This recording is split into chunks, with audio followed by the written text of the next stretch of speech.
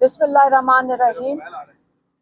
आज इमरान खान का और काफ़ी लोगों का यहाँ पे केस लगा हुआ था GHQ का, ATC कोर्ट्स का। तो हमें भी इजाज़त होती है जाने की फैमिली को। मेरी बाकी फैमिली को इन्होंने बड़ा रात को ताख़ीर से इन्फॉर्म किया कि ये आज केस लग रहा है, तो वो तो लाहौर चले गए। मैं यहाँ आई थी, उन्होंने सारा अब तक कोई 3-4 घंटे बैठे रहे, इन्होंने इजाज़त नहीं दी। इमरान खान ने जज को भी कहा, और जज को कहा कि मेरी बहन बाहर खड़ी है, उनको अंदर बुला लें। तो जज साहब ने ताकीद से जो जेल इंतज़ामिया उनको बताया, लेकिन जज साहब की नहीं सुनी गई। देखें, जज साहब की ये तौहीन हो रही है। आप देखा करें कि पूरी जेल इंतज़ामिया जज साहब की तौहीन रोज़ाना करते हैं। इस तरह करते हैं कि ये अपने कानून, जो इनके अपने रूल्स और रेगुलेशंस बने हुए हैं, उसको भी नहीं ये मानते। उसमें लिखा हुआ है कि हफ्ते में एक दफ़ा फैमिली की मुलाकात है, दोस्तों की मुलाकात है, जिस कैटेगरी में इमरान खान अपने पॉलिटिकल लोगों से मुलाकात करते हैं। तो उन लोगों को, उनकी आज जुमेरात का दिन होता है, कई महीनों से 6-7 महीनों से मुलाकात नहीं कराई गई। इमरान खान को आज उन्होंने कहा कि इमरान खान ने नईम पंजोता और अली भुट्टर के हाथ लिख कर, इन्होंने ये लिख कर पे पॉइंट्स लेकर आए और उन्होंने आके मुझे दिए हैं। इमरान खान ने कहा कि जो एक कैदी की सहूलियात हैं वो भी मुझे नहीं दी जा रही, जो उनका कानूनी हक है वो भी नहीं दिया जा रहा। उनको किताबें देनी होती हैं, हम 11 किताबें दे के गए 8 दिन पहले, उनको वो भी नहीं मुहैया की गई। उनके बच्चों से एक दफ़ा बात कराई गई है 3 महीने पहले। 7-8 महीनों में इमरान खान की अपने बेटों से बात एक दफ़ा हुई है। वो जो चीज़ मांगते हैं उनको नहीं दी जाती। और क्या उनके जो जेल इंतज़ामिया का काम है, जो कोर्ट ऑर्डर्स हैं उनका काम है कि जो उनके डॉक्टर्स हैं उनसे उनका चेकअप करवाया जाए, वो भी नहीं करवाया जा रहा। तो आप ये देख सकते हैं, उनके वकील जब जाना चाहते हैं एक को अंदर जाने देते हैं, बाकियों को बाहर बैठा देते हैं। तो ये मुसलसल इमरान खान को आइसोलेट करने का तरीका है। इन्होंने सोचा था बिल्कुल मुकम्मल आइसोलेट, 2 महीने इमरान खान को आइसोलेशन में रखा। अब इसी से आपको पता चलता है कि जज साहब की कानून यहाँ नहीं अब चल रहे हैं पाकिस्तान में। जिसका दिल करता है जज का कानून मान लेता है, जिसका दिल करता है जज का कानून रद्द कर देता है। तो ये इमरान खान कल भी, पिछली दफ़ा भी कहा था, मंगल वाले दिन आज उन्होंने दोहराया है। उन्होंने कहा कि एक जमहूरियत 2 असूलों पे कायम है, एक रूल ऑफ लॉ और दूसरा अखलाकियात और रूल ऑफ लॉ पे, जो कानून के ऊपर जिस पे चल रही है जमहूरियत, अगर ये दोनों चीज़ें आप ले लें जो पाकिस्तान में इस वक्त हालात हैं, तो इसलिए बहुत ज़रूरी है कि आप ये समझ लें कि पाकिस्तान में रूल ऑफ लॉ भी दफन हो गया और अखलाकियात का आपको ये मुजाहरा मिलता है कि फॉर्म 47 वाले इस वक्त सबसे बड़े ओहदों के ऊपर बैठे हैं। इस वक्त जो अखलाकियात है उनको शर्म भी नहीं आ रही, उससे आपको अखलाकियात का पता चलता है कि आप चोरी करके मैंडेट फॉर्म 47 वाले पूरी असेंबलियों के अंदर चढ़ के बैठे हुए हैं और उनको शर्म भी नहीं आ रही। सबसे बड़े डाकू ऊपर बैठे हुए हैं, उनको भी शर्म नहीं आ रही। तो इस वक्त आप कहाँ से लाएंगे इंसाफ? आप देख सकते हैं इलेक्शन कमिश्नर, उसका टेन्योर ख़त्म हो चुका है। इलेक्शन कमिश्नर एक आईनी पोस्ट है। इलेक्शन कमिश्नर को इस वक्त दूसरा आईनी इलेक्शन कमीशन आ जाना चाहिए था, 4-5 महीने हो गए, तो क्यों नहीं हटाया जा रहा? क्योंकि ये इतनी गैर आईनी चीज़ है कि जो हमारा 26वीं तरमीम ने एक आईनी बेंच बनाया था, क्या उसको ये नज़र नहीं आ रहा कि इतनी बड़ी गैर आईनी चीज़ हो रही है कि एक गैर आईनी इलेक्शन कमिश्नर बैठा हुआ है? क्योंकि ये इलेक्शन कमिश्नर का جو تعیناتی ہوتی ہے وہ اپوزیشن لیڈر کے ساتھ مل کر ہوتی ہے. تو یہ کیونکہ اپوزیشن لیڈر کے ساتھ مل کر نہیں کرنا چاہتے، اس حکومت نے اپنا ساتھی الیکشن کمشنر کو چھوڑ ہی نہیں رہے. ایک، اگر یہ الیکشن کمشنر ایماندار آ جائے اور آئینی طور پہ انڈیپینڈنٹلی کام کرے تو کیا اس کا نتیجہ ہوگا؟ یہ جو سارے فارم 47 والے ہیں ان کی چھٹی ہو جائے گی، بلکہ ان کو جیل جانا چاہیے جن لوگوں نے مینڈیٹ چوری کر کے قبول کیا ہے. اور جو سارے فارم 45 والے ہیں وہ اسمبلی کے اندر ہوں گے. تو اس وقت پاکستان کی حالات آپ کے سامنے ہیں. عمران خان کو یہ پتہ ہے کہ یہ نظام چل نہیں سکتا. انہوں نے پچھلی دفعہ بھی کہا تھا اور دوبارہ دہرایا ہے کہ ایک کفر کا نظام چل سکتا ہے، حضرت علی کا قول ہے، لیکن ظلم کا نظام نہیں چلے گا. جو ڈر کے بیٹھے ہیں، چوری کیا ہوا مینڈیٹ کے ساتھ بیٹھے ہیں، وہ ڈرے ہوئے بیٹھے ہیں، وہ ظلم کر رہے ہیں. تو یہ پہلا ان کا پیغام تھا. اور دوسرا والا کیا تھا؟ اس کے بعد جو مذاکرات، ہاں اچھا، دوسری جو چیز انہوں نے واضح کی ہے کہ انہوں نے بات کی، پہلے بھی کی ہے اور دوبارہ انہوں نے کی ہے کہ پاکستان کو اس وقت متحد ہونا چاہیے.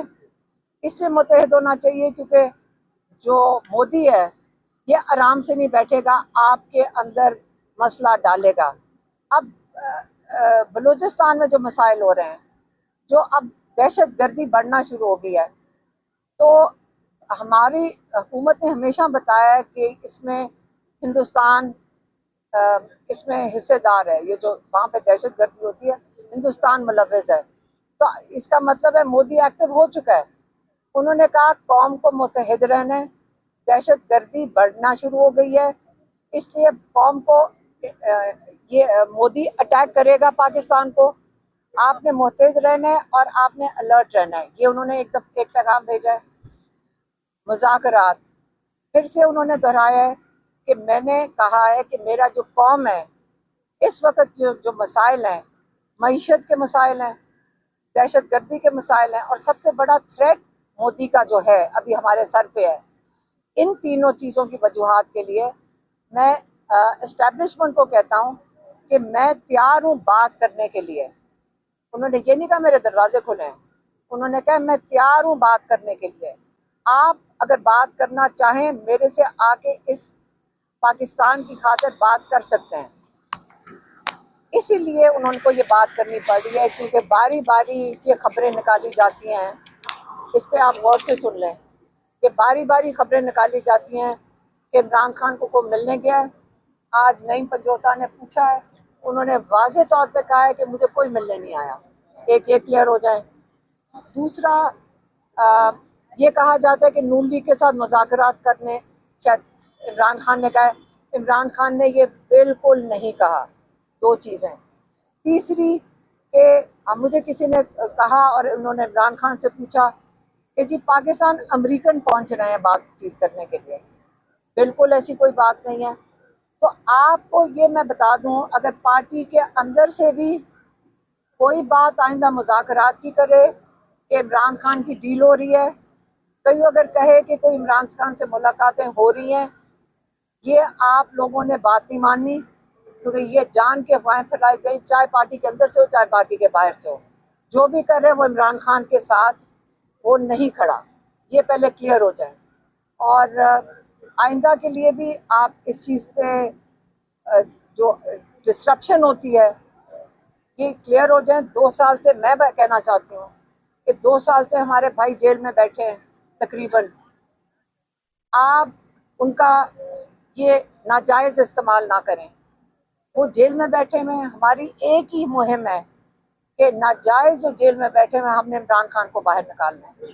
ہم انشاءاللہ اس پہ ہم بھی تیار ہیں، ہماری پورے پاکستان تیار ہے اس چیز پہ. کوئی بھی نہیں ہے جو اس چیز پہ اتفاق نہیں کرتا کہ اتنے عظیم لیڈر کو جس نے اتنی مشکل کاٹ لی ہے آپ اس کو جیل سے باہر نکالیں. یہ دنیا کے آگے پاکستان کے لیے بڑی شرمندگی کا باعث ہے، ہمارے کورٹس کے لیے بڑی شرمندگی کا باعث ہے کہ عمران خان کو آپ نے نہ تو صرف جیل میں رکھا ہوا ہے, آپ اس کے ساری جو جیل کے جو ان کے رولز کے مطابق ان کو جن چیزوں کی اجازت, سہولتوں کی اجازت ہے, وہ بھی عمران سے لے لی گئی ہیں. یہ ظلم سے عمران خان نہیں ٹوٹے گا, لیکن ہم یہ برداشت نہیں کریں گے, اور ہماری برداشت ختم ہو رہی ہے کہ آپ عمران خان کے ساتھ ناحق ظلم کیوں کر رہے ہیں. یہی میں نے آپ کو بتانا تھا.